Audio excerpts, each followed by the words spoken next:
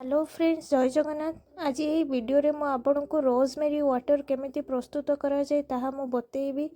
तो rosemary water विषय समस्ते शुणिथिबे, जहाँकि आम चुट्टी पाई बहुत भल लाभदायक। आ रोजमेरी वाटर लगेला मात्रे आमर हेयर फॉल भी कंट्रोल होता है।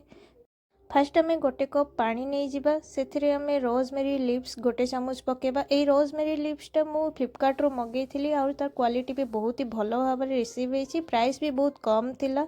से आम किछि मेथी मिसेबा, तापर से किछि कला जीरा आउ किछि करी लिप्स मिसेकी ताको फुटेबा। जेते जाए पानी फुटिकी पूरा अधा न हो जाइछि सेते जाए आमे ताको फुटेबा।